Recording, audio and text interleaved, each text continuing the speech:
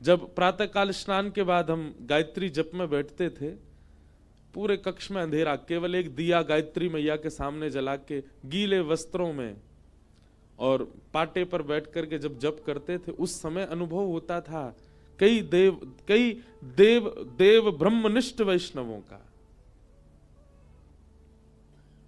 उस समय रोंगटे खड़े होते थे, तो ऐसा लगता था कुछ हुआ।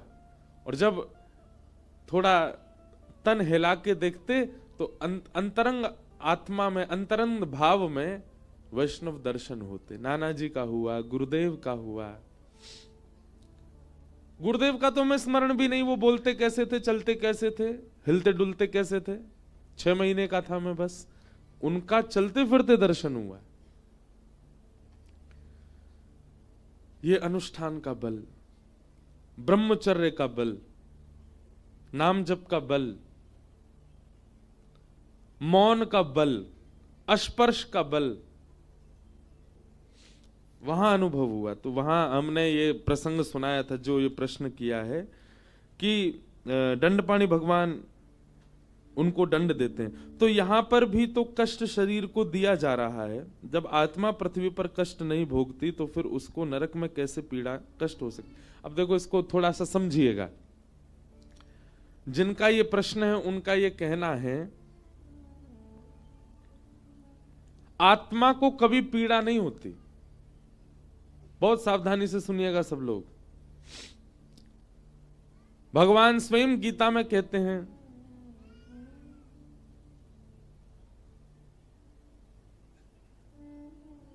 आत्मा को कोई जला नहीं सकता, कोई भिगा नहीं सकता, कोई कष्ट नहीं दे सकता, कोई पीड़ा नहीं दे सकता।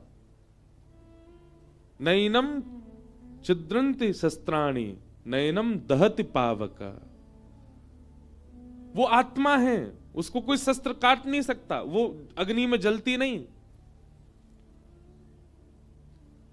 लेकिन इस संसार में जो पीड़ा हमको अनुभव होती है वो देह को होती है, आत्मा को नहीं होती। और फिर उसके बाद जब हमारे कर्म बुरे होते हैं, तो कर्म बुरे होने के बाद जब हम शमशान को चले जाते हैं, मृत्यु हमारी हो जाती है, उसके बाद नरक और स्वर्ग की यातना कौन भुगता? क्योंकि यातना को आत्मा को तो कुछ भी अनुभव नहीं होता। तब कहते हैं अगर हमें नरक जाना होता है तो यातना देह प्राप्त होता है, और स्वर्ग जाना होता है तो भोग देह मिलता है। यातना देह का स्वरूप ऐसा है कि वो यातना से कष्ट तो पूरा होता है, पर उस यातना देह का नाश नहीं होता, वो मरती नहीं है, उसको कितना भी कष्ट दे दो। और भोग देह में खूब भोग भोग लिए जाते हैं, परंतु वह भोग देह कभी भी मोटा नहीं होता, पतला नहीं होता, जर्जर नहीं होता। आत्मा को पीड़ा नहीं होती, आत्मा को सुख नहीं मिलता, पर आत्मा को यह अनुभव कराया जाता है कि तुम्हारे द्वारा किए गए कर्मों से देखो ये देह कितनी यातनाएं भोग रहा है। जैसे गाड़ी में एयरबैग होते हैं, बहुत ध्यान से सुनना। गाड़ी में एयरबैग होते हैं, जितनी हाईटेक गाड़ी उतने ज्यादा उसमें एयरबैग होते हैं। व्यक्ति सीट बेल्ट लगा करके बैठ जाता है, और कभी यद्यपि भगवान ना करे उसका एक्सीडेंट हो तो एयरबैग खुल जाते हैं, गाड़ी बाहर से नष्ट होती है पर वो व्यक्ति बच जाता है। ठीक यही आत्मा के साथ है। यातनाएं सारी बाह्य देह को होती हैं, आत्मा को पीड़ा नहीं होती, पर आत्मा को यह कष्ट दिखाया जाता है कि तेरे कर्मों से देख इस देह को कितनी यातना भोगनी पड़ी, और अब तुझे दूसरा देह भी मिलेगा, तू इससे मुक्त नहीं हो पा रहा है। उसको बार बार यह, अब गाड़ी ठुक जाएगी, गाड़ी अगर पूरी नष्ट हो जाएगी तो दूसरी लेनी पड़ेगी ना, खर्चा तो भीतर बैठे व्यक्ति का ही हुआ। ठीक वैसे ही आत्मा को पीड़ा नहीं होती, पर आत्मा का खर्चा तो होता है कि क्या उसको फिर दोबारा किसी योनि में जाना पड़ेगा, फिर दोबारा से जन्म लेना पड़ेगा। वो मुक्त होने के लिए मानव देह में आई थी, पर मुक्त नहीं हो पाई। इस देह से सारे बुरे कर्म करके उसने अपना आगे का और जन्म मरण का चक्कर निश्चित कर लिया।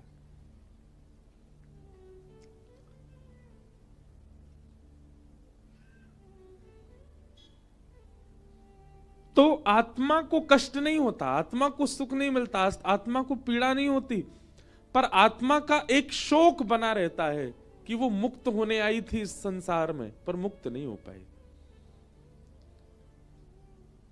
यातना पूरी देह को प्राप्त होती है। फिर रही बात तो स्वर्ग और नरक जाना आवश्यक क्यों है? आत्मा के साथ एक सूक्ष्म मन भी तो है हमारा। उस मन को उसके किए का दंड भोगने के लिए स्वर्ग भेजा जाता है, नरक भेजा जाता है, आदि आदि क्रियाएं होती। बहुत गंभीर प्रसंग है ये। फिर आपका दूसरा प्रश्न है कि जब सुखदेव जी ने पहले ही महादेव से द्वारा कथा सुन ली थी तो फिर निर्गुण भगवान की उपासना क्यों कर रहे थे? नियम से नहीं सुनी। महादेव त्रिशूल लेकर के क्यों भागे सुखदेव जी के पीछे? क्योंकि व्यास मंच के पीछे बैठ के सुन रहे थे। भागवत के जो नियम होते हैं, जो भागवत का स्वरूप होता है, उस स्वरूप से सुखदेव जी ने कथा का श्रवण नहीं किया। यदि उस स्वरूप से कथा का श्रवण करते तो उनको निर्गुण उपासना की आवश्यकता नहीं होती। फिर परीक्षित के उद्धार के लिए ठाकुर जी किसी और को बानक बनाते, क्योंकि उन्होंने नियम से कथा का श्रवण नहीं किया। जो नियम होना चाहिए, जो भाव होना चाहिए, उस भाव से वे कथा श्रवण नहीं कर पाए। और दूसरी बात, व्यास ही नाराज हो गए कथा सुना के श्रोता से, उस श्रोता का कल्याण कैसे हो? एक बात बहुत ध्यान से सुनिएगा, प्रयच्छति गुरु प्रीतो वैकुंठम योग दुर्लभम। कल्याण में व्यवस्था जितनी सहायक होती है उससे भी कई गुना ज्यादा सहायक होता है गुरु की प्रसन्नता। आपने व्यवस्थाएं तो बहुत कर ली, पर गुरु प्रसन्न नहीं है तो आपका वह यज्ञ सफल नहीं हो सकता। आचार्य प्रसन्न नहीं है तो यज्ञ सफल नहीं हो सकता। और हम बहुत सावधानी से इस बात को कहते हैं, विवाह में ब्राह्मण प्रसन्न होकर के नहीं जाता, इसलिए विवाह भी सफल नहीं होते। लोग इस बात को भूल जाते हैं कि गुरु प्रसन्नता, ब्राह्मण प्रसन्नता, विप्र प्रसन्नता, संत प्रसन्नता, वैष्णव प्रसन्नता, ये बहुत आवश्यक है। अब लोग बाग कई कथा कराते हैं हमसे, आजकल हमको लोग बोलते हैं महाराज जी हमारे यहाँ प्राइवेट कथा कर दो, बस हम ही सुनेंगे, हमारे परिवार वाले। हम कहते हैं इसका कोई लाभ नहीं मिलेगा आपको। क्यों? कथा कभी स्वार्थी होकर के नहीं सुनी जा सकती। समहिता, भागवत जी को समहिता नाम कहा, सम्यक हितम यासा समहिता, सबका हित करे, सबके लिए जो है वो समहिता है। हमको सही बता रहे हैं, कई बड़े बड़े इंडस्ट्री के और कई बड़े बड़े एक्टर्स भी बुलाते हैं, लेकिन हमारे घर में महाराज जी करनी है, हमारे लॉन में करनी, में नहीं करेंगे। जिस नगर में कथा होगी वहां के सब लोग जो भी इच्छुक हैं, अगर प्रचार होने पर उनको अवसर मिलेगा तो सब सुनने आएंगे और आप सबका स्वागत करोगे तभी कथा होगी, नहीं तो आपको कोई लाभ नहीं मिलेगा। वैष्णव प्रसन्नता, अब वैष्णव बाहर खड़े हैं, अब प्रसन्न, उनको रोक दिया गया, वो कथा चल रही है, आपको उसका लाभ कैसे मिलेगा? फिर एक वैष्णव भी अप्रसन्न नहीं होना चाहिए।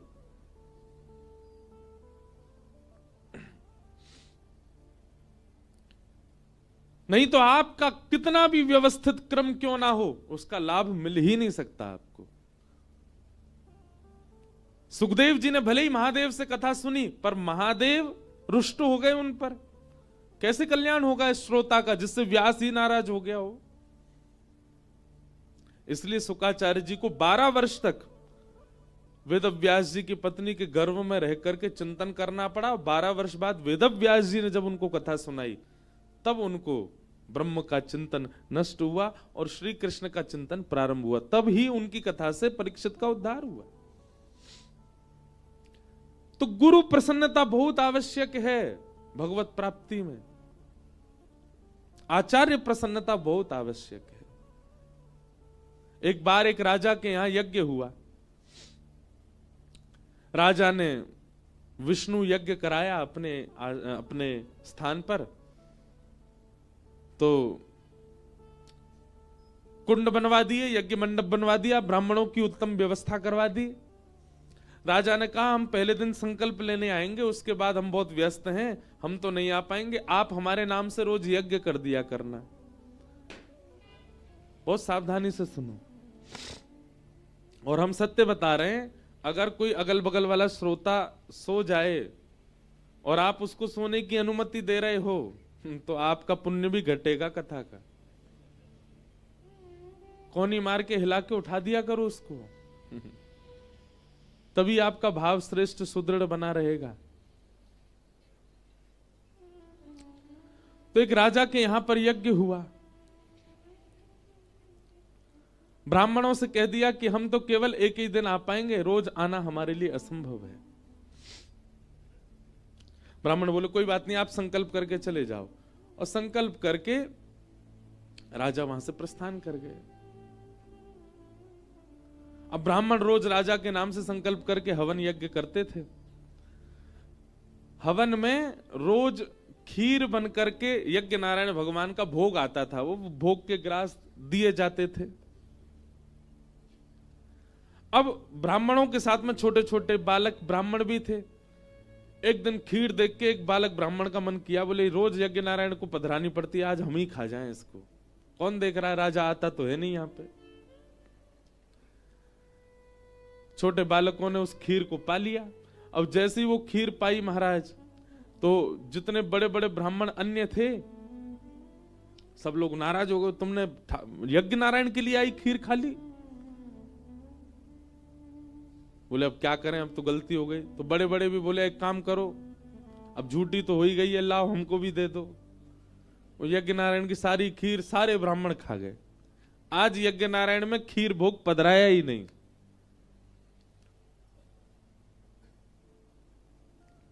अगले दिन जैसे वे यज्ञ के लिए बैठे, ब्राह्मण थोड़े डर तो रहे थे, यार राजा को पता नहीं चल जाए कि हमने ऐसा किया है, नहीं तो सबके सर धर से अलग हो जाएंगे। परंतु दूसरे दिन ही घोषणा हुई, बोले सावधान हो जाएं सब ब्राह्मण देवता, आज यज्ञ में राजा आ रहे हैं। तो सब ब्राह्मण डर गए, बोले उसको किसी ने बता दिया लगता है कि खीर हमने पा ली। जय पधार।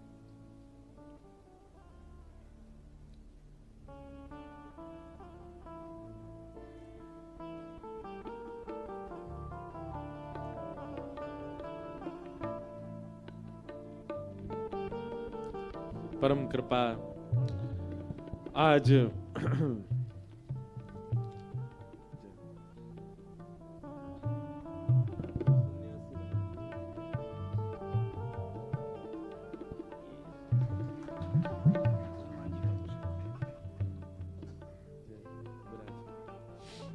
थोड़ा ऐसे करवा,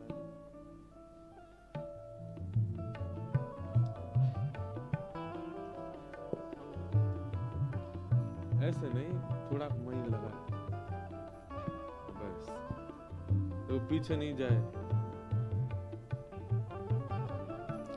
परम कृपा हुई, आज कथा के विश्राम में भगवत धाम वाले पूज्य महाराज जी आए और अभी अभी नैमिषारण्य तीर्थ से वहां के हनुमानगढ़ी के पूज्य महंत श्री बजरंग दास जी महाराज पधारे हैं। बहुत बहुत वंदन। नैमिषारण्य में श्री हनुमानगढ़ी बड़ा सिद्ध स्थान है। जैसा हनुमान जी का आकार स्वरूप होगा वैसे ही हनुमान जी वहां विराज रहे हैं, खूब विशाल। दर्शन करने का सौभाग्य मिला था, छोटा था मैं तब महाराज जी की इच्छा है, आज्ञा हुई है, एक कथा हनुमान जी को नैमिषारण्य में सुनानी है। तो 2026 में महाराज जी के वहां नैमिषारण्य में श्री हनुमान जी महाराज को कथा सुनाने के लिए जाएंगे। नैमिषारण्य बड़ा पावन तीर्थ है और उसके विषय में हम बोलेंगे, पहले कथा पूरी करें।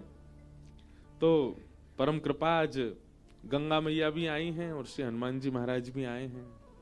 सबका आगमन आज कथा के विश्राम में हो रहा है। निश्चित ही हमारी कथा मंगल में संपन्न हो रही है। पूज्य नैमिषारण्य से महंत जी पधारे, बारंबार प्रणाम। बहुत ध्यान पूर्वक सुनिएगा। तो महाराज राजा को पता चल गया कि ब्राह्मणों को लगा कि कहीं राजा को पता तो नहीं चल गया कि खीर हम लोगों ने पा ली है।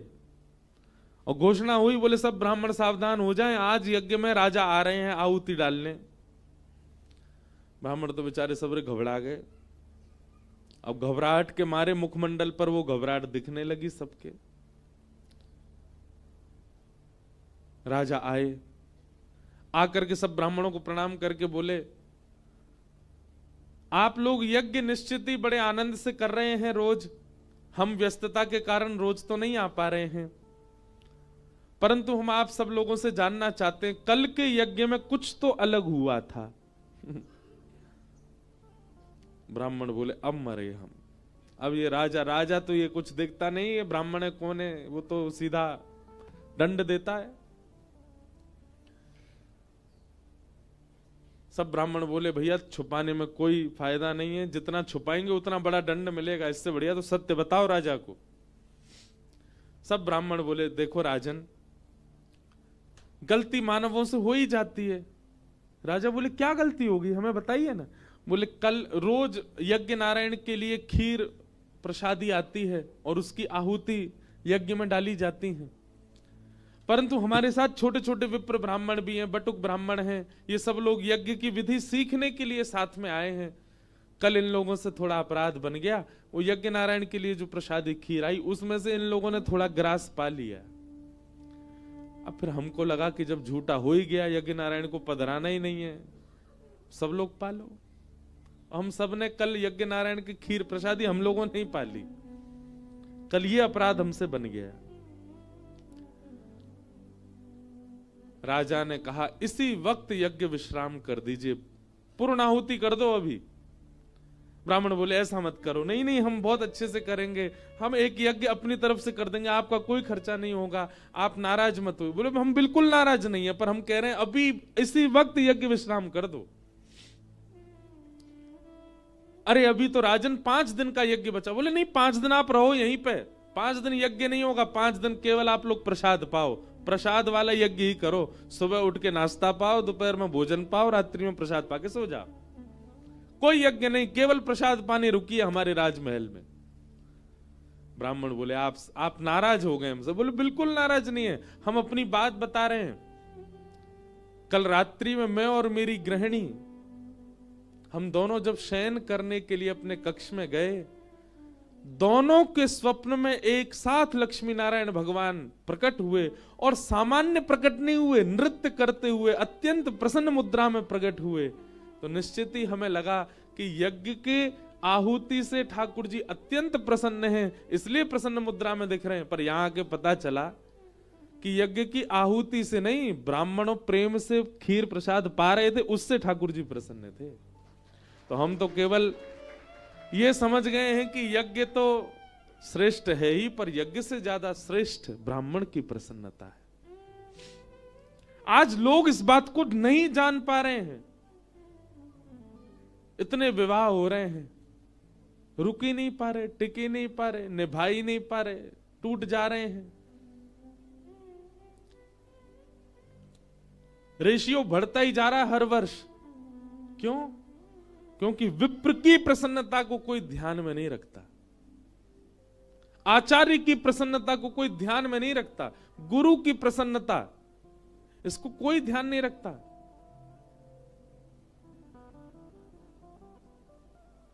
आप कितनी भी श्रेष्ठ कथाएं करा लीजिए, कितनी भी भव्य दिव्य कथाएं करा लीजिए, पर क्षमा कीजिए, हम वैसे तो छोटे बालक ही हैं, कोई बड़ी बात नहीं कर रहे हैं, पर जितनी देर मंच पर बैठे उतनी देर तो व्यास है। 3 घंटा ही व्यास मान लो बस हमको, उसके बाद कुछ भी मानो। अगर आचार्य प्रसन्न नहीं है, वक्ता प्रसन्न नहीं है, वैष्णव प्रसन्न नहीं है, ऐसे ज्ञान यज्ञ का कोई लाभ नहीं होगा, चाहे कितनी व्यवस्थाएं कर ली हो। तो आपका जो ये प्रश्न है कि जब सुखदेव जी ने महादेव जी से कथा सुन ही ली थी, तो फिर उनको निर्गुण निराकार ब्रह्म की उपासना क्यों करनी पड़ी, सगुण साकार के लिए उनको फिर से कथा क्यों सुननी पड़ी, एक कथा में उनका उद्धार क्यों नहीं हुआ? क्योंकि आचार्य प्रसन्न नहीं थे। आचार्य की प्रसन्नता बहुत आवश्यक है।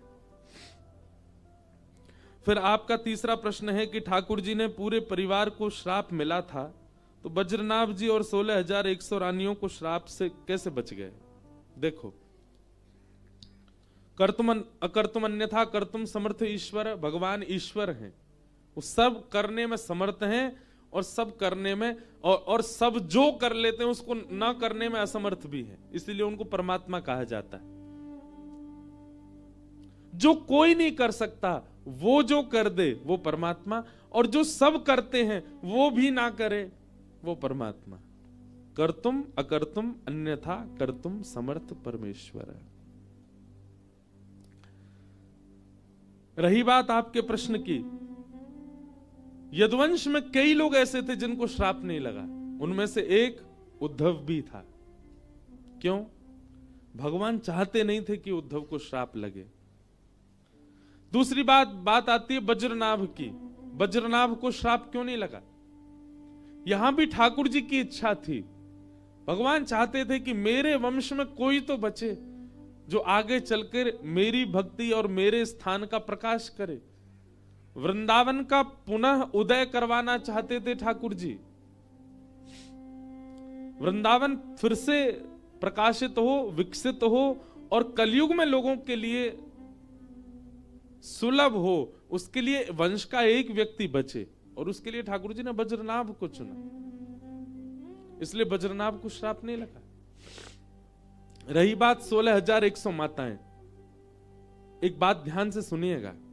अब तो श्राप लगते नहीं होंगे, पर जब श्राप दिया जाता था ना तो गोत्र बोल करके और इस प्रकार से श्रापित किया जाता था।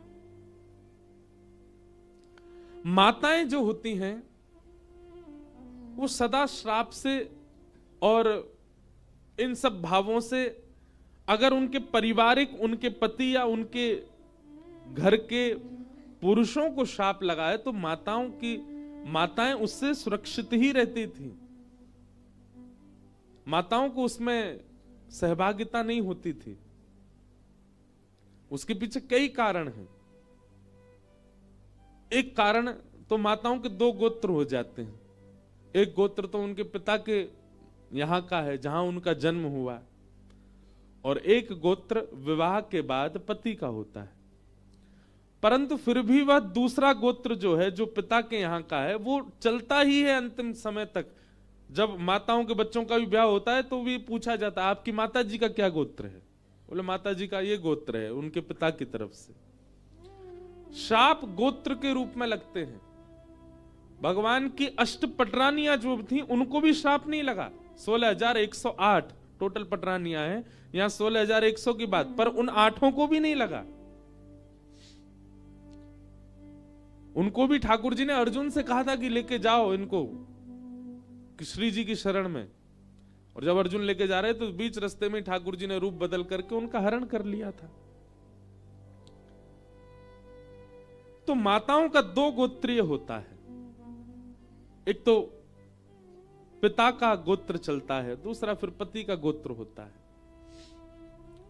और जब इस प्रकार प्राचीन काल में श्राप लगते थे किसी व्यक्ति को, किसी पुरुष को, किसी मानव को, तो उसका एक पक्षीय सुरक्षित रखा जाता था ताकि श्राप के काल में उसकी कोई देखभाल करने वाला भी हो। एक दया भाव भी रखा जाता था। पूरे यदुवंश को श्राप लगा, माताएं उससे मुक्त रहीं। क्यों?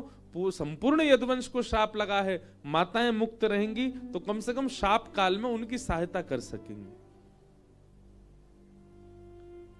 16,108 रानियों को ही श्राप नहीं लगा। अष्टपट रानियों का ठाकुर जी ने हरण किया और वज्रनाभ के द्वारा 16,100 रानियों को वृंदावन भेजा गया ताकि वृंदावन का प्रकाश हो। फिर आपका चौथा प्रश्न है, पांडव स्वर्ग क्यों गए, वैकुंठ क्यों नहीं गए? ऐसा नहीं है। पांडव पहले स्वर्ग भी गए हैं और अपने कर्मानुसार उनको नरक का दर्शन भी करना पड़ा। एक क्षण के लिए युधिष्ठिर को भी नरक देखना पड़ा था।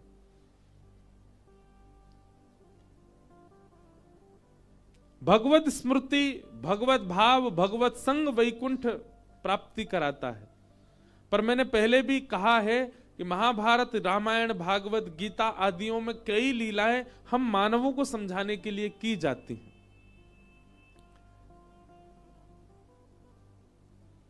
पुण्य यदि आपके जीवन में रह जाएंगे तो आपको स्वर्ग जाना पड़ेगा। पाप यदि आपके जीवन में रह जाएंगे मृत्यु काल में तो आपको नरक का भी दर्शन करना पड़ेगा। ये दोनों शून्य होने अति आवश्यक हैं। इन दोनों का शून्य होना बहुत जरूरी है। यदि पुण्य रह गए तो स्वर्ग दर्शन करना पड़ेगा और पाप रह गए तो नरक दर्शन करना पड़ेगा। और दोनों का शून्य कैसे होगा? परोपकार करने से, असहायों की सहायता करने से पाप शून्य होते हैं और उपस्थित भोग भोगने से पुण्य शून्य होते हैं। कहीं ना कहीं पांडवों ने देह त्याग नहीं किया, देह सशरीर जा रहे हैं, वे स्वयं स्वर्ग की सीढ़ियां चढ़ रहे हैं, स्वर्ग की ओर जा रहे हैं। स्वर्ग से ऊपर ब्रह्मलोक, ब्रह्मलोक से ऊपर वैकुंठ लोक है। सशरीर प्रस्थान कर रहे हैं, उनका कोई अंत आया नहीं था, स्वयं छोड़ करके जा रहे हैं भगवत धाम की ओर। इसलिए उनके पाप और पुण्यों को शून्य करने के लिए स्वर्ग का दर्शन और थोड़ी देर का नरक का दर्शन कराया गया। जब दोनों शून्य हो गए तब उनकी आत्मा देह त्याग करके वैकुंठ को प्रस्थान करी है। दोनों का शून्य होना बहुत जरूरी है। भगवान प्रहलाद जी से कहते हैं, नृसिंह भगवान, यदि पाप भी आपके अंदर बच गए अंत काल में और पुण्य भी बच गए तो इन दोनों के प्रभाव से आपको नरक स्वर्ग का दर्शन करना पड़ेगा। इसलिए दोनों को शून्य करो, बिल्कुल समाप्त कर लो सारा हिसाब। अंत काल में भगवत स्मरण करने से समाप्त हो जाते हैं, शून्य हो जाता है और उसके बाद मुक्ति की प्राप्ति, वैकुंठ लोक की प्राप्ति होती है। पर पांडव अपना स्वाभाविक देह त्याग करके नहीं गए, वे देह सहित ही भगवत धाम जा रहे हैं। इसका मतलब पाप और पुण्य दोनों उनके अंदर अभी बचे हैं। इसलिए पाप और पुण्य की शून्यता के लिए नरक और स्वर्ग का दर्शन कराया और उसके बाद देह पांच भौतिक को त्याग करके वे अपनी आत्म रूप से भगवत धाम को प्राप्त किए। इसलिए उनको थोड़ा दर्शन कराना पड़ा। फिर आपका अंतिम प्रश्न, सब बोलते हैं राधा रमन जी अखंड ब्रजवासी, क्या राधा वल्लभ जी और बिहारी जी नहीं? ऐसी बात नहीं, ठाकुर जी तो अखंड ब्रजवासी ही हैं, परंतु श्री राधा रमन जी प्रकट ही वृंदावन में हुए और अभी तक वृंदावन में ही हैं। बीच में बिहारी जी भी भरतपुर शायद गए थे, भरतपुर आना हुआ था। बिहारी जी ने भी कुछ बीच में कुछ, अब पूरी बात तो मुझे नहीं पता, पर कुछ काल के लिए बिहारी जी भी ब्रज से थोड़ा दूर रहे थे। और राधा वल्लभ जी तो चित्तावल से ही आए थे। वैसे तो श्वेत द्वीप के ठाकुर जी हैं, महादेव उनकी सेवा आराधना करते हैं। सातों ठाकुर रहे तो वृंदावन में ही, प्रकट तो वृंदावन में ही हुए हैं, पर कुछ कुछ काल के लिए बाहर गए हैं। इसलिए अखंड ब्रजवासी हमारे श्री राधा रमन जी हैं। जब से प्रकट हुए तब तो वृंदावन में ही हैं, कहीं गए नहीं। इसलिए अखंड ब्रजवासी श्री राधा रमन लाल। इस प्रकार आपके सब प्रश्नों को हम प्रणाम करते हैं। अनेक प्रश्न आते हैं, कई बार तो कथा ऐसी होती है 3 घंटा प्रश्नों में ही निकल जाती। आज कथा का विश्राम सत्र है, हम विश्राम सत्र की ओर चलें। भगवान का विवाह रुक्मणी जी के साथ में सुसंपन्न हुआ। बंधुओं देखो, विवाह के लिए 2 होना आवश्यक है। एक व्यक्ति विवाह नहीं कर सकता, ये तो स्वाभाविक बात है, इसका कोई प्रवचन भी नहीं करना है। परंतु भगवत भाव में श्री जी और ठाकुर जी का जब विषय उठता है तो श्री जी और ठाकुर जी अलग नहीं है, एक ही हैं।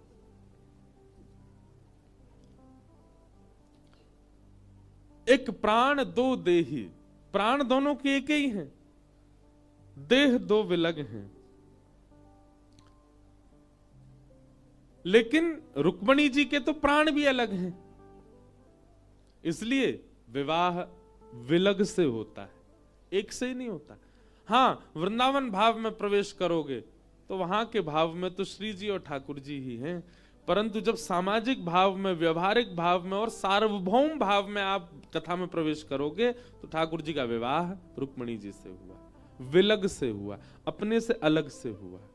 रुक्मिणी लक्ष्मी है, ठाकुर जी नारायण है। भगवान का विवाह लक्ष्मी के साथ में होता है। रुक्मिणी जी के साथ में ठाकुर जी का प्रथम विवाह। दूसरा विवाह ठाकुर जी का हुआ जामवंत की पुत्री जामवती के साथ।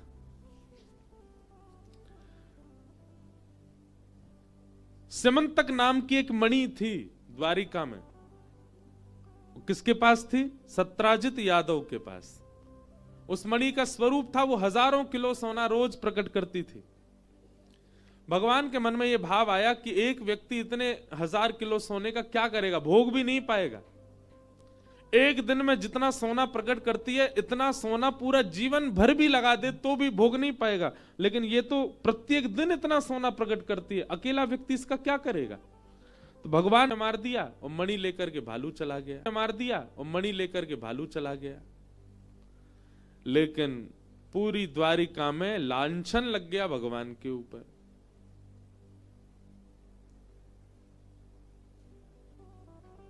सब द्वारिका के लोग बोले, द्वारिकाधीश कृष्ण मणि मांगने के लिए गए थे प्रसन्न के पास और प्रसन्न ने देने से मना किया, तो द्वारिकाधीश ने ही सत्राजित के भाई प्रसन्न को बंदी बना के मणि अपने पास ही रख ली होगी। ऐसा कभी कभी होता है ना कि आप कुछ गलत नहीं कर रहे थे, आपने केवल उस बात की चर्चा की, करके कोई और चला गया, तो लोगों को ये शंका हो जाती है, वो बात भी यही कर रहा था, किया भी इसी नहीं होगा। ऐसा कभी कभी जीवन में घट जाती है घटना।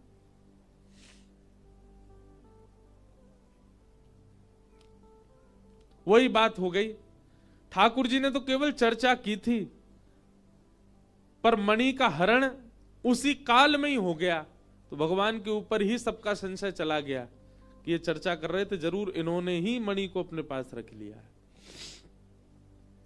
भगवान के ऊपर जब इस प्रकार का भाव रखा गया तो ठाकुर जी बोले, भैया ये संसार का नियम है। आज की कथा गृहस्थियों के लिए है। संसार का नियम है, आप कितना भी किसी के लिए कुछ कर मिटिए, कितना भी किसी की व्यवस्थाएं कर लीजिए, कितना भी अपनी पलकों पर किसी को रख लीजिए, आपकी इतनी सी चूक और वह व्यक्ति आपके जीवन के किए हुए सारे उपक्रमों को भूल जाएगा, केवल इतनी सी चूक पर आपको आंक देगा। समझ में आ रही है बात?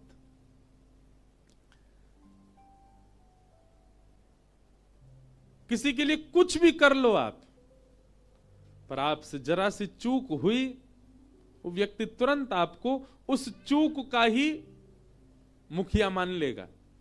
आपने जीवन भर उसके लिए क्या किया उसको सब भूल जाते हैं। पर ठाकुर जी के यहां विपरीत है। ठाकुर जी के यहां विपरीत क्यों है? ठाकुर जी का स्वभाव क्या है? जीवन भर आपने गलत क्या किया इसको ठाकुर जी नजरअंदाज कर देते हैं, पर पूरे जीवन में एक बार आपने क्या अच्छा किया ठाकुर जी याद रखते हैं। सोचो, विचार करो, आप अपने पूरे जीवन में गंगा स्नान कितनी बार किए?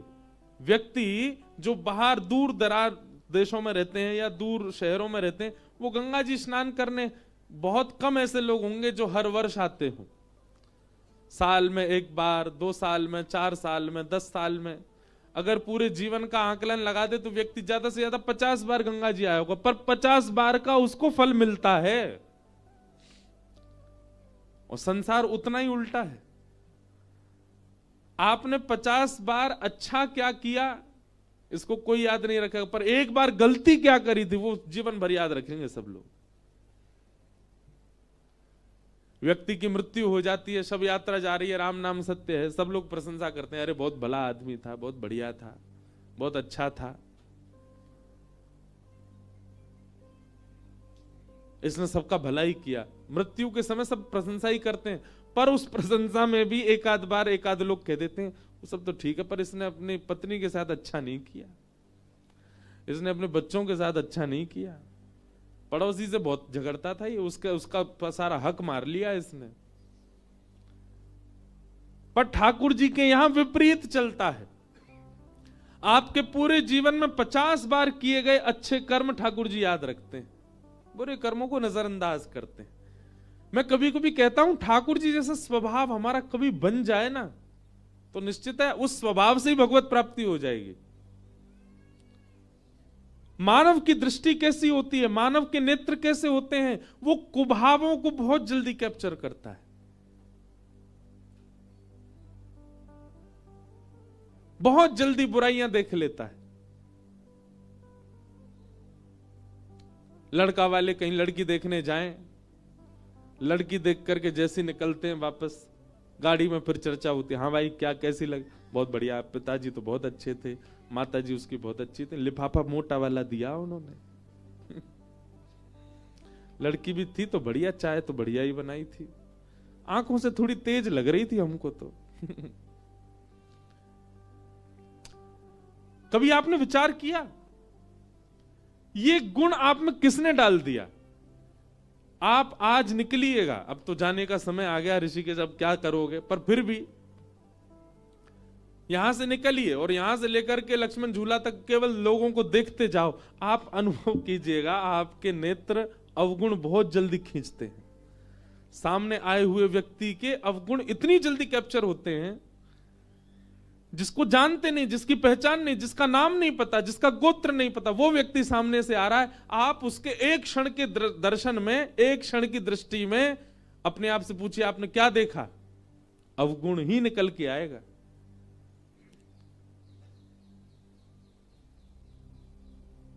लेकिन यही व्यक्ति जब अत्यंत सत्संग में हो जाता है, जब अत्यंत जीवन में कथा का भाव उसके जीवन में आने लग जाता है, सत्संग करने लगता है, नाम जप करने लगता है, भगवत सेवा करने लग जाता है, तब उसकी दृष्टि परिवर्तित होने लगती है धीमे धीमे। फिर क्या होता है, नेत्रों के आगे दिखने वाला अपरिचित व्यक्ति भी, उसका भी एक गुण दिख जाता है, वो गुण अनुभव में आने लगता है।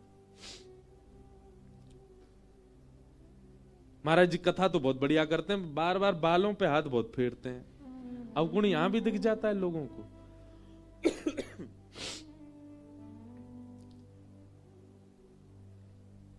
कथा तो बहुत बढ़िया करते, चुटकुल्ला नहीं बोलते कथा में, थोड़ी हंसी आवे, मजा आवे।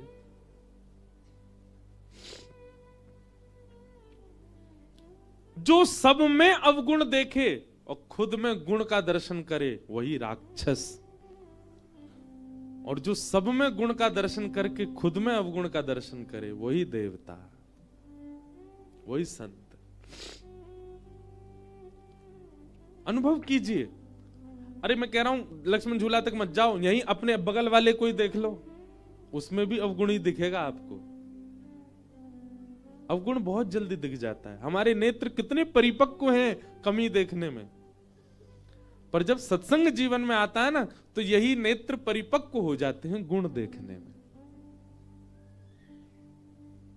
मीराबाई कैसी हो गई थी, वो जिसको देखती थी उसके प्रति उनका भाव यही जाता था कि इसमें गुण क्या है। कोई सांवला व्यक्ति, उसको सब कहते हैं अरे रामदेव कालिया आगो, सांवले व्यक्ति को देख करके सब कह रहे कालिया आ गया, ओहो या को देखो कैसा लग रहा है, बिल्कुल अमावस्या आ गई चलती फिरती। पर मीराबाई जब ऐसे से मिलती थी, या उसके कोई ऐसी दिक्कत है, वो बेचारा सीधा सीधा चल नहीं पा रहा, सब तो उसको देख करके देखो अपंग जा रहा है, पर मीराबाई देख के कहती ठाकुर जी ने तुम पे कितनी बड़ी कृपा करी। क्यों? वे स्वयं त्रिभंगी हैं, तुमको एक भंगी तो एक अंग तो तुम्हारा भंग कर दिया ना, अपने त्रिभंग में से एक अंग भंग तुमको दे दिया। किसी ऊधमी बालक को देख के सब कहते ओ देखो ऊधमी डोल रहा है, पर मीराबाई कहती कितनी कृपा, ठाकुर जी ने अपने ऊधम का ही गुण दे दिया इसको। किसी की सुंदरता देख करके व्यक्ति के चित्त में काम भाव प्रकट होता है, ये कितना सुंदर है, इससे हमारा ब्याह हो जाए, इसके नेत्र कैसे, इसकी मुस्कान कैसी, इसका ये। पर मीराबाई उसको देख करके भी कहती ये इतना सुंदर है, इसको बनाने वाले श्याम सुंदर कितने सुंदर होंगे ना। उनकी दृष्टि ऐसी परिवर्तित हो गई। वो किसी में दोष नहीं देखती हैं। यही बात हमारे श्री हरिराम व्यास जी की है, वृंदावन के भावों को जिन्होंने प्रकट किया। वो जिस व्यक्ति से मिलते थे उस व्यक्ति के गुण स्वभाव से उसको ठाकुर जी से जोड़ते थे।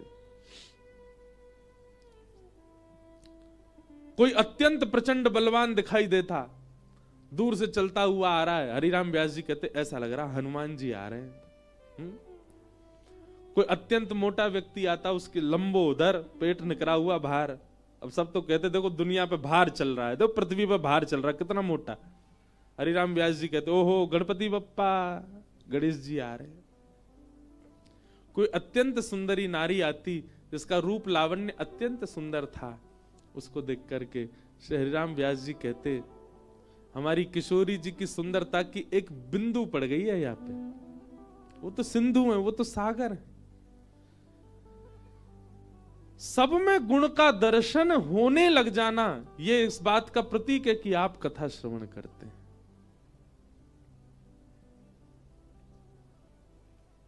और कथा सुनने के बाद अवगुण ही अवगुण देख रहे हैं।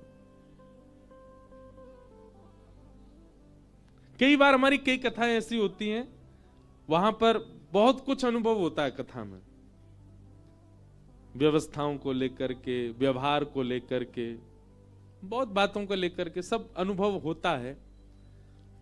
परंतु अब कथा करते करते ऐसी स्थिति हो गई है कि कैसा भी व्यवहार, कैसा भी स्वभाव, कैसी व्यवस्था, पर उसमें गुण देखने का ही मन होता है। भले ही चलो सब कुछ ऐसा था, पर यह गुण तो था ना, यह तो अच्छा था ना, यह तो बढ़िया था ना। ऐसा स्वभाव बन जाए तब समझो कि आप सत्संगी।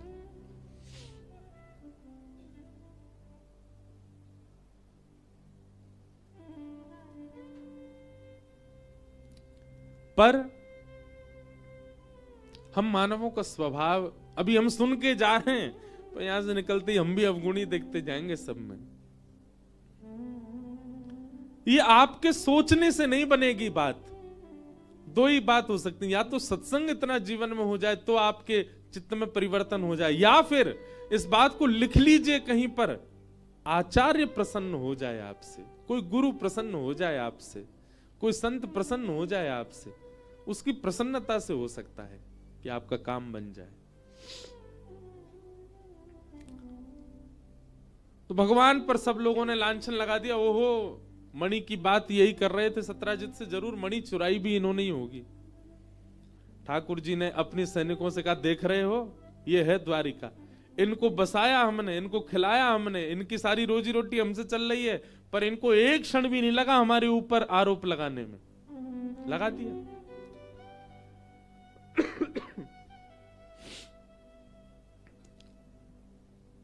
ठाकुर जी बोले कोई बात नहीं, हम देखते हैं क्या करना है। भगवान अपनी सेना लेकर के मणि ढूंढने के लिए गए तो शेर मरा हुआ, प्रसेन मरा हुआ मिला, थोड़ी दूर पर शेर मरा हुआ मिला, लेकिन मणि दोनों के पास नहीं थी। तभी रीछ के पैरों के निशान देख करके भगवान गए, गुफा में प्रवेश किया। मणि मिलते ही भगवान ने जैसी उठाई, भालू ने भगवान पर प्रहार कर दिया। 18 दिन तक भगवान ने युद्ध किया उसके साथ। 18 दिन बाद जब पसीना पसीना हो गया, रीछ चरणों में गिर गया, महाराज मैं सामान्य रीछ नहीं हूं, आपका परम प्रिय जामवंत हूं। भगवान ने हृदय से लगाया, अरे जामवंत जी, आप जामवंत जी सबरी लीलाओं में हैं, ये सतयुग में भी थे। जब भगवान ने बराह बनकर के पृथ्वी को अपनी मुख पर धारण किया तो जामवंत जी ने परिक्रमा लगाई थी भगवान की, पृथ्वी सहित। त्रेता में भगवान राम बन करके आए तो ये उनके सेनापति थे। द्वापर में भगवान कृष्ण बन करके आए हैं और श्री जामवंत जी भगवान के ससुर बने। और कलयुग में भगवान जब कल्कि रूप धारण करेंगे तो कल्कि भगवान के सप्त चिरंजीवी सेना होगी, उनमें से एक श्री जामवंत जी भी होंगे। जामवंत जी चिरंजीवी हैं, चिरंजीव। भगवान को देख करके कहा, भगवान मेरी कुटिया पे कैसे आना हुआ? ठाकुर जी बोले इस मणि की वजह से आना हुआ। जामवंत जी बोले ये मणि तो मेरी बेटी का खिलौना है, वो इससे खेलती है। बोले तुम्हारी बेटी का खिलौना है, पर इस मणि की वजह से हम खिलौना बन गए पूरे द्वारिका में, सब हम पे लांछन लगा रहे हैं, हमको दे दो। जामवंत जी बोले मणि आपको चाहिए नाथ? बोले हाँ। तभी जामवंत जी के नेत्र बंद हुए और मन में भाव आया, मेरे पास 2 मणियां हैं, मैं दोनों आपको दे दूं तो? भगवान बोले तुम्हारी इच्छा है, दान करना चाह रहे हो तो कर दो भैया, भगवान है, हम तो सब ले लेते हैं। जामवंत जी ने एक हाथ में तो सेमंतक मणि दी और दूसरे हाथ में अपनी पुत्री का हाथ, जामवती का हाथ दे दिया। ये मेरी दूसरी मणि है, आप स्वीकार करो। और भगवान ने दूसरा विवाह जामवती के साथ में किया। बोलो जामवती रमण भगवान की। ये जामवंत जी की पूर्व से इच्छा थी, भगवान हमारे कभी दामाद बन जाए। एक बड़ी सुंदर कथा में कभी कभी सुनाता हूं कथाओं में, कि प्रभु श्री राम जब लौट करके आए रावण को मार के, तो जनक जी महाराज ने एक पत्र लिखा और पत्र लिख करके राम जी से कहा कि हे जामाता जी, हे दामाद जी, 14 वर्ष बाद आप वन से आए हो, आप में तो जनकपुर के लोगों के प्राण हैं ही, परंतु हमारी लाली जो है जानकी, वो तो हमारी प्राण ही हैं। समस्त जनकपुर वासी आप दोनों युगलों को कुछ दिन के लिए जनकपुर बुला रहे हैं कि आप कुछ दिन आराम करने आओ, 14 वर्ष वन में रह के आए हो। और आप अकेले नहीं आवे, अपने तीनों भैयाओं को, तीनों लालियों को और अपनी समस्त सेना हनुमान जामवंत सहित सबको लेकर के आप जनकपुर आइए, कुछ दिन आराम करने, हमको कुछ दिन सेवा करने दो, आपकी मेहमान नवाजी करेंगे आपकी, कुछ दिन के भ्रमण के लिए आप लोग जनकपुर आ जाओ। भगवान सभा में बैठे थे और सभा में बैठे बैठे जैसे ही जनक जी का पत्र आया तो भगवान ने हनुमान जी से कहा पत्र पढ़ के सुनाओ, क्या बोल रहे हैं हमारे ससुर जी। हनुमान जी ने पूरा पत्र पढ़ा। बोले भगवान, हे प्रभु श्री राम, आपको, पूरी सेना को, हमारी मैया को, तीनों भैयाओं को, तीनों भाभियों को, सबको जनक जी बुला रहे हैं जनकपुर कुछ दिन आराम के लिए। सबरे बंदर उछलने लगे, बोले जय हो, बढ़िया भयो, अब आनंद आएगा, जनकपुर में जाएंगे हम सब, अपने हाथ पांव दबाएंगे, बहुत युद्ध करके आए रावणों से, रावण की सेना से, और बढ़िया मालपुआ खावे को मिलेगो।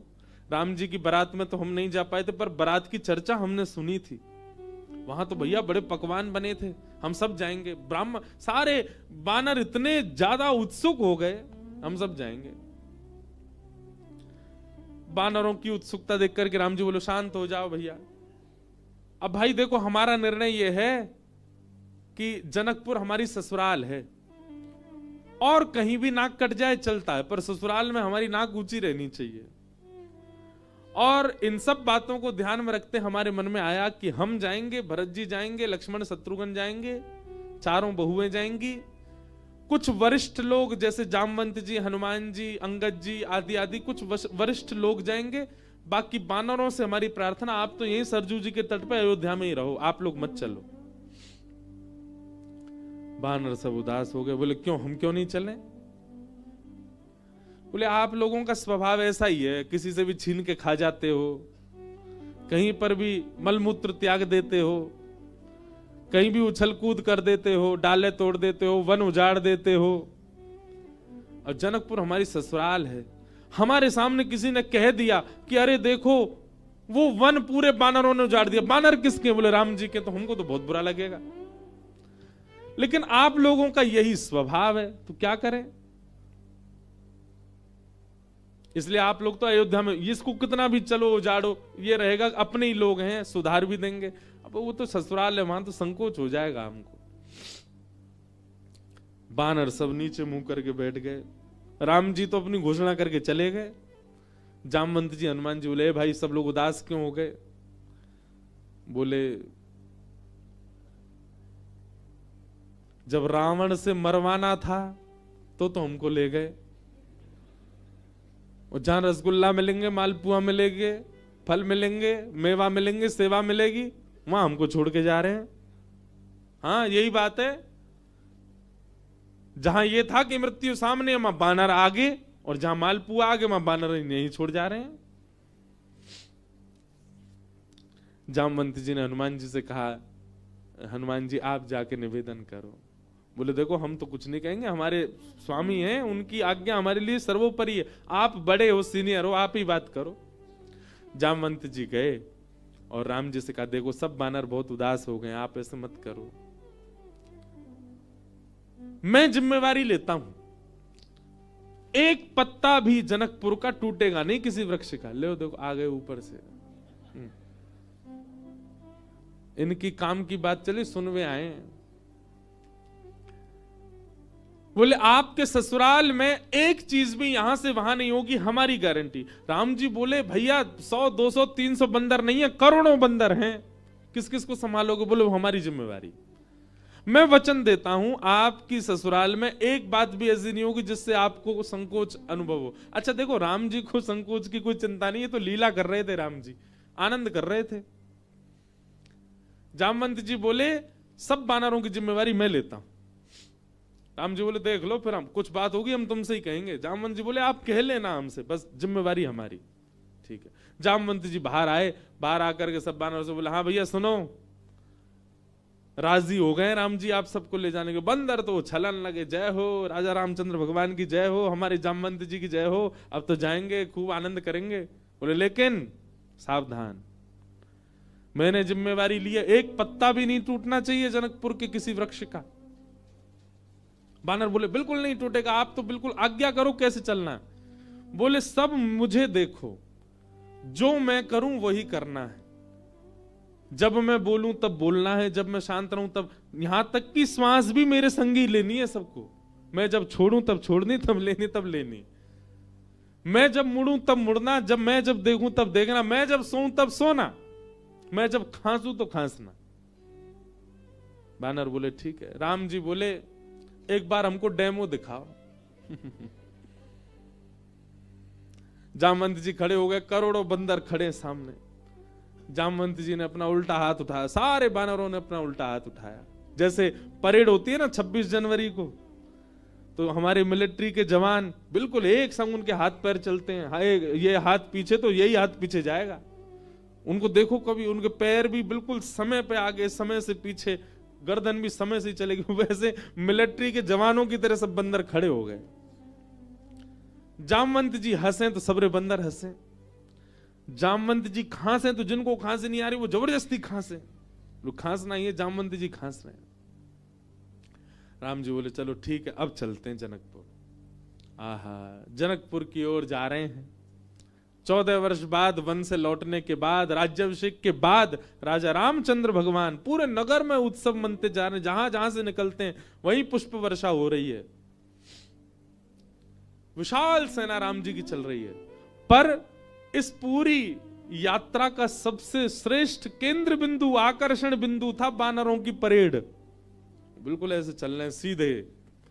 जामवंत जी इधर देखे तो सब बानर इधर देखे, जामवंत जी नीचे तो सब नीचे, जामवंत जी खुजा में तो सब खुजा में। जैसे ही जनकपुर में पहुंचे, राम जी की सब बलैया लेने लगी अटारीन से, हमारे पहुना आए हैं, हमारे जमाई राजा आए। सबके नेत्र सजल हो गए। पर पूरे जनकपुर में जैसे ही बानरों ने प्रवेश किया, आहा, बानरों की ऐसी प्रशंसा, भैया कैसे सुधरे भाई। अच्छा, जामवंत जी ने सबके काजे वस्त्र भी सिलवाए थे। सब बानर बिल्कुल बढ़िया, ऊपर को आधी बगलबंदी सी पहन के, नीचे धोती सी पहन के, टोपा से पहन के चल रहे थे। कैसा, मैं तो चिंतन करता हूं कैसे लग रहे होंगे सब। हम बंदरों के बीच में ही रहते हैं ना वृंदावन में।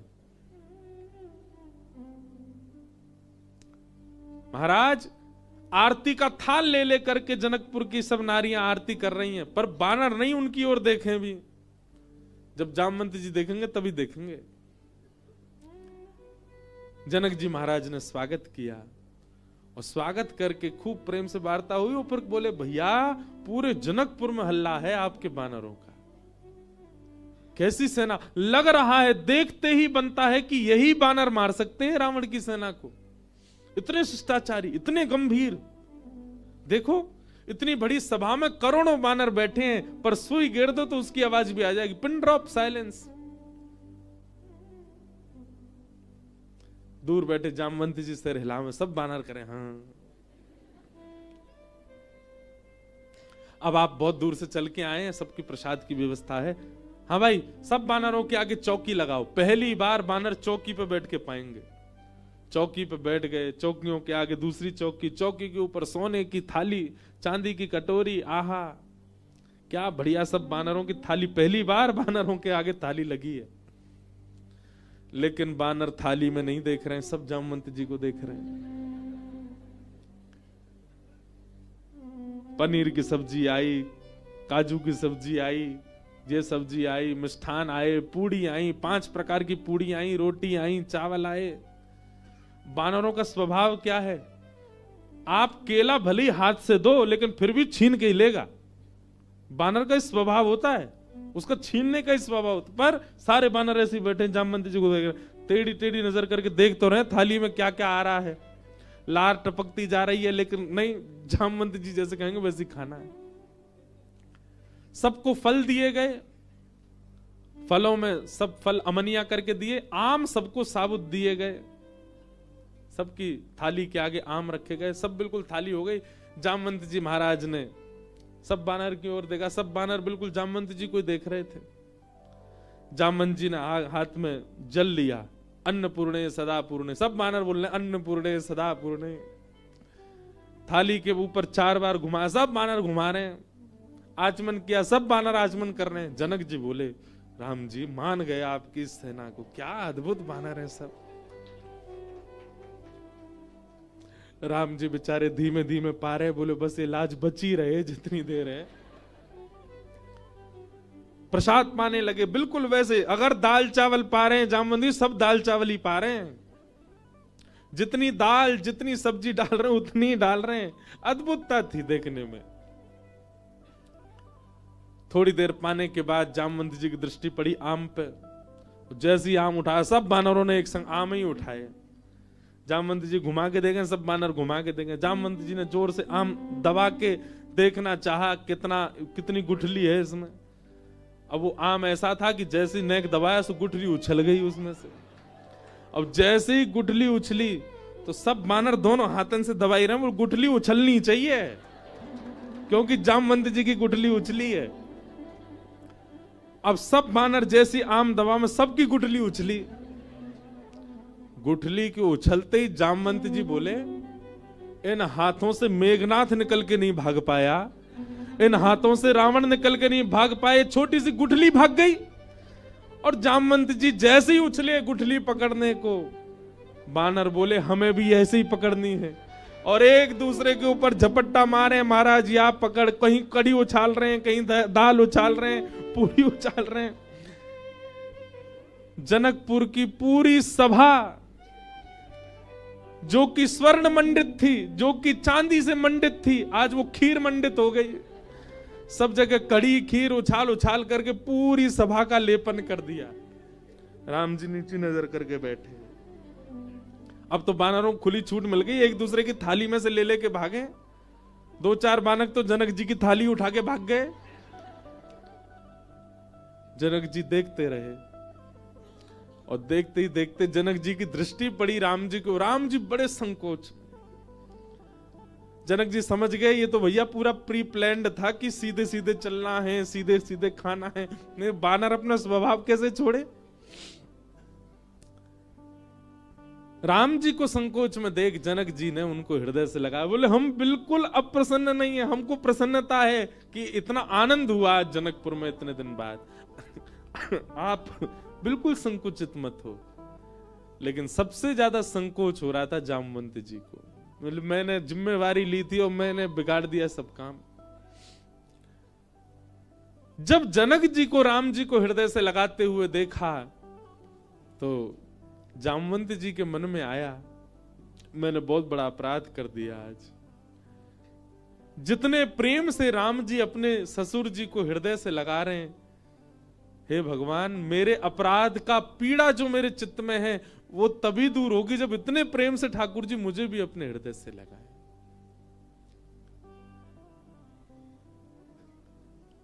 जामवंत जी की हृदय की भावना राम जी पहचान गए।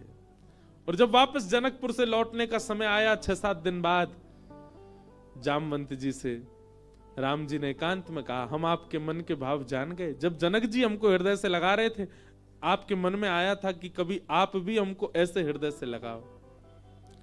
अब अभी हृदय से लगाने में वो बात नहीं होगी। जब आप अपनी पुत्री का वर्ण हमारे साथ करोगे, हम आपके दामाद बनेंगे, तब आप हमको इसी भाव से हृदय से लगाना, तब आपकी इच्छा पूरी होगी।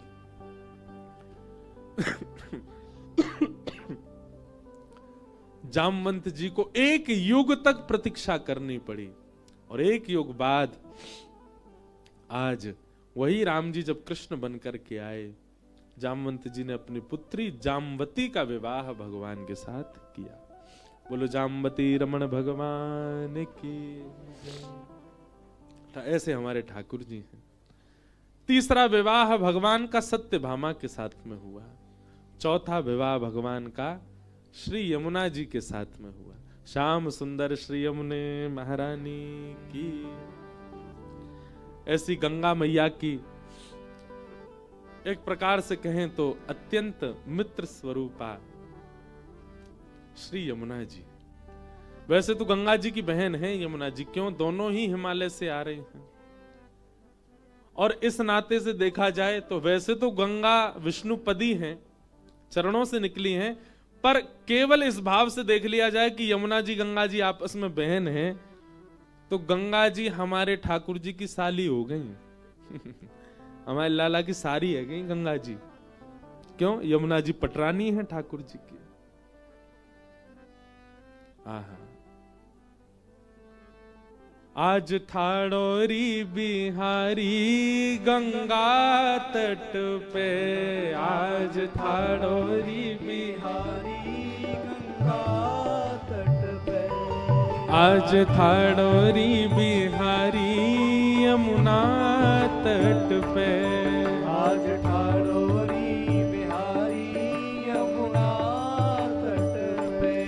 मत जइयोरी अकेली कोई पनघट पे, मत जइयोरी अकेली कोई पनघट पे, मत जइयोरी अकेली कोई पनघट पे, मत जइयोरी अकेली कोई पनघट पे।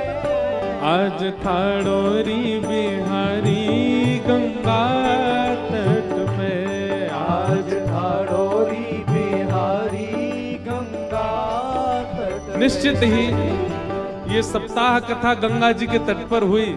भागवत जी साक्षात कृष्ण स्वरूप हैं। यमुना पुलिन पर वेणुनाद करने वाले श्याम सुंदर। इन 7 दिनों में, हम तो एक दिन नहीं कहेंगे, 7 दिन ठाकुर जी ने वेणुनाद गंगा तट पर किया होगा। आज गंगा के मधुर तट पर ठाकुर जी बंसी बजा रहे हैं। आज ठाड़ोरी बिहारी गंगा तट पे, आज ठाड़ोरी बिहारी गंगा तट पे, आज ठाड़ोरी बिहारी यमुना तट पे, आज ठाड़ोरी बिहारी गंगा। बोलो वृंदावन बिहारी लाल की। करताल बजा के गाओ।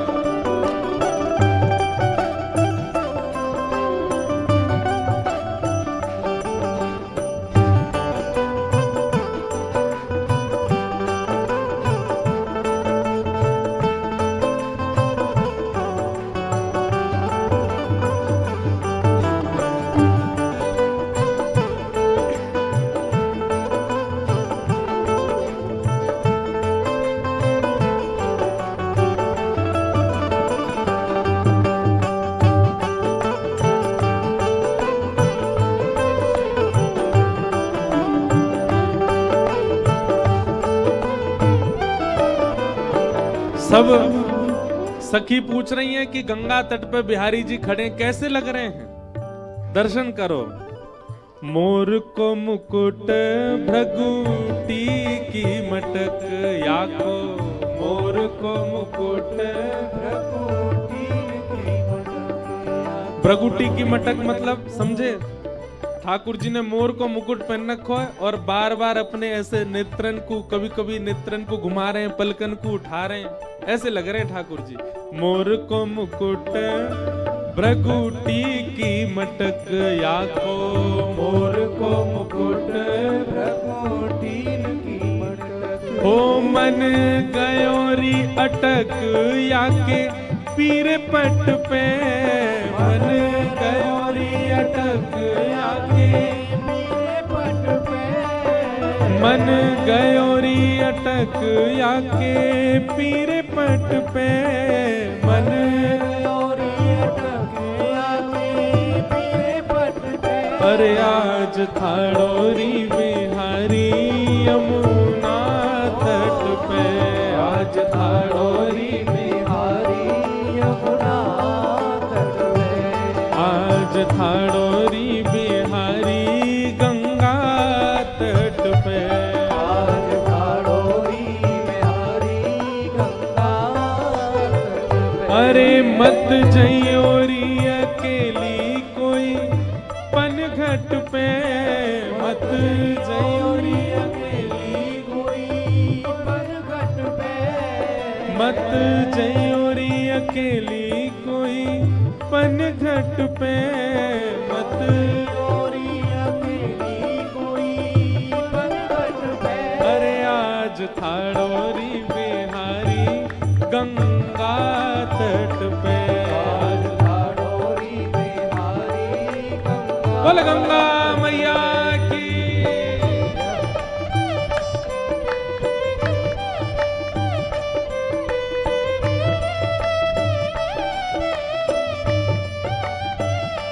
बोल राधा रमण लाल की, श्री राधा वल्लभ लाल की।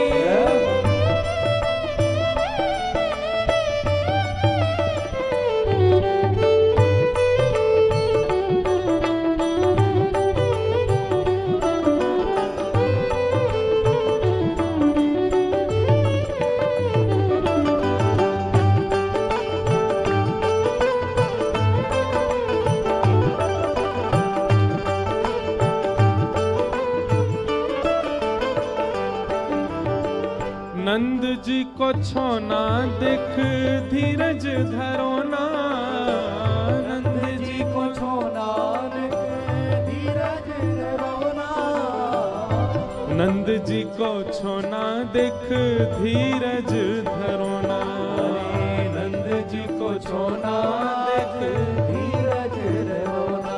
डारो ऐसो कछुटोना नटवर नटने, डारो ऐसो कछुटोना नटवर नट पे, डारो ऐसो कछुटोना नटवर नटने, डारो ऐसो कछुटोना नटवर नट पे। अरे आज थाड़ोरी बिहारी गंगा तट पे, आज थाड़ोरी बिहारी यमुना तट पे, आज थाड़ोरी बिहारी यमुना तट पे, आज थाड़ोरी बिहारी यमुना तट पे। अरे छोड़ कुल लाज गोपी गई भाज भाज, अरे छोड़ कुल लाज गोपी गई भाज भाज। आज छोड़। देखो ठाकुर जी गंगा तट पे खड़े हैं, बात को प्रमाण दें।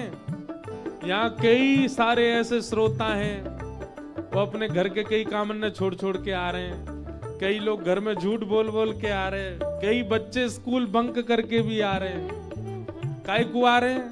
बोलो क्योंकि व्यासपीठ पर कृष्ण रूपी गंगा के तट पर श्री कृष्ण खड़े हैं। यही मारे इतने सारे वैष्णव कहां कहां से आ रहे हैं, 400-400 किलोमीटर पहाड़ों से आ रहे हैं लोग कथा सुनने। मिल भी नहीं पा रहे, देख भी नहीं पा रहे, केवल कथा सुनते हैं फिर वापस जा रहे हैं। क्यों? आज थाड़ोरी बिहारी गंगा तट पे, आज थाड़ोरी बिहारी गंगा तट पे। मत जइयोरी अकेली कोई पनघट पे, मत जयोरी अकेली कोई पनघट पे। मत जइयोरी अकेली कोई पनघट पे।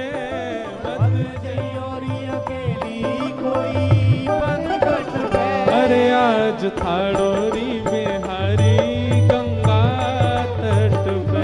आज थाड़ोरी बिहारी यमुना तट पे। अरे छोड़ कुल लाज गोपी गई भाज भाज। अरे छोड़ कुल लाज गोपी गई भाज भाज। आज छोड़ कुल लाज गोपी गई भाज भाज।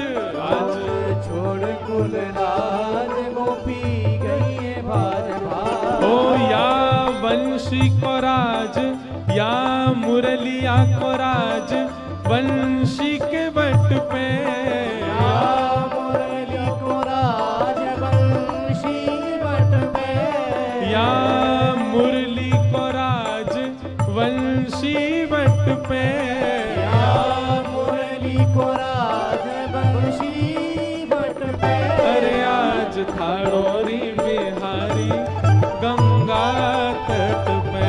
आज थाड़ोरी बिहारी गंगा तट पे। अरे आज थाड़ोरी बिहारी यमुना तट पे। आज थाड़ोरी बिहारी यमुना तट पे। अरे मत जइयो रे अकेली कोई पनघट पे। मत जइयो अकेली कोई पनघट पे। मत जइयो रे अकेली कोई पनघट पे। मत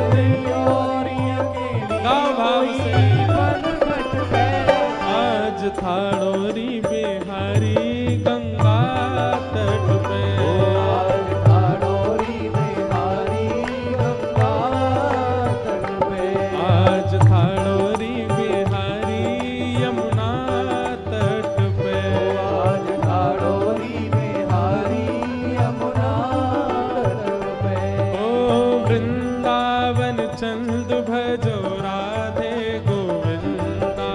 वृंदावन चंद भजो राधे गोविंदा। यमुना उरचंद भजो राधे गोविंदा। यमुना और चंद भजो राधे गोविंदा। हे भजो राधे राधे राधे राधे राधे गोविंदा।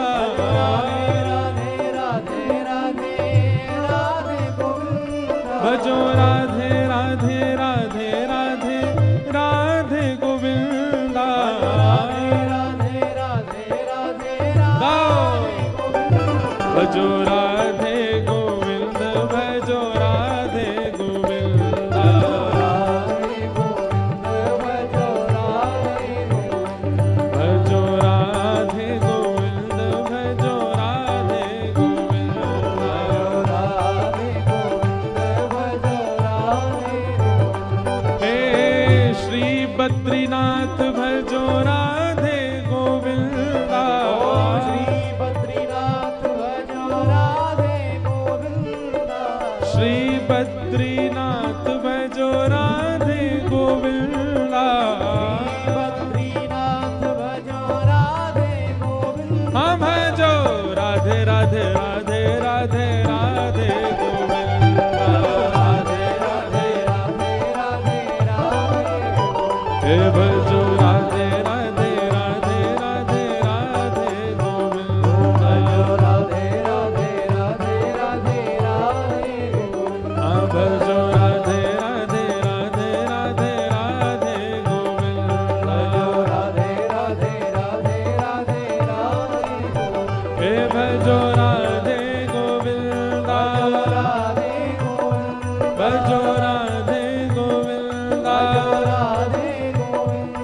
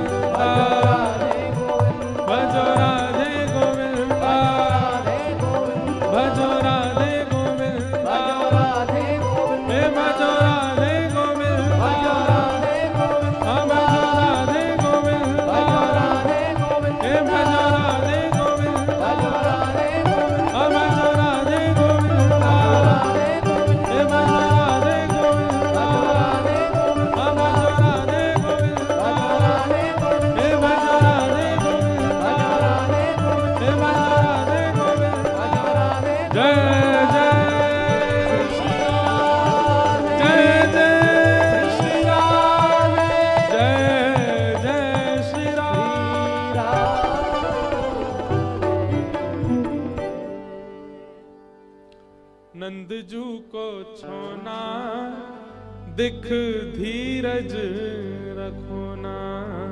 नंदजू को छोना, देख धीरज रहो ना। डारो ऐसो कछु टोना, नटवर नटने। डारो ऐसो छूटोना, नटवर नटने। आज ठाड़ोरी बिहारी गंगा तट पे। आज ठाड़ोरी बिहारी गंगा तट पे। मत जइयोरी अकेली कोई पनघट पे। मत जइयोरी अकेली कोई पनघट पे। आज ठाड़ोरी बिहारी यमुना तट पे। आज ठाड़ोरी बिहारी यमुना तट पे। भगवान का विवाह श्री यमुना जी के साथ में हुआ। भगवान की अष्टपटरानियां, तत्पश्चात भौमासुर नाम का एक दैत्य था जिसके यहां पर 16,100 राजकुमारियां बंधी थीं। उसका स्वरूप था कि वो 20,000 होते ही सबसे एक साथ विवाह करेगा। परंतु भगवान गए और भौमासुर का वध करके उन 16,100 राजकुमारियों को मुक्त किया। परंतु उन सब ने ठाकुर जी से प्रार्थना की, भूयात पतिर में मह्यम। ब्रह्मा जी से आराधना की, ठाकुर जी से भी कहा कि आप ही हमें पति रूप में प्राप्त हो जाओ। और भगवान ने एक साथ 16,100 राजकुमारियों से विवाह किया। भगवान की अष्टपटरानियां और 16,100 रानियां, टोटल हुए 16,108। कोई स्त्रियां नहीं है बंधु, ये कोई मानव नहीं है जिनसे भगवान ने ब्याह किया। ये कोई भोग्य वस्तु या भोग विलास का विवाह नहीं था। भगवान की अष्टपटरानियां अष्ट प्रकृति हैं। पृथ्वी, जल, अग्नि, वायु, आकाश, ये पंच पटरानी। और फिर 3 पटरानी, मन, बुद्धि और अहंकार। हम मानवों के बाहर पंचभूत हैं, भीतर 4 भूत हैं। बाहर के पंचभूत कौन से? पृथ्वी, जल, अग्नि, वायु, आकाश। ये पंचभूत बाहर के हैं। और भीतर के 4 होते हैं, मन, बुद्धि, चित्त और अहंकार। इसमें चित्त तत्व जो हमारे भीतर है वो परमात्मा है, इसलिए चित्त तत्व को अलग करें तो भीतर के 3, बाहर के 5 हो गए कितने? 8। ये भगवान की अष्टपटरानियां।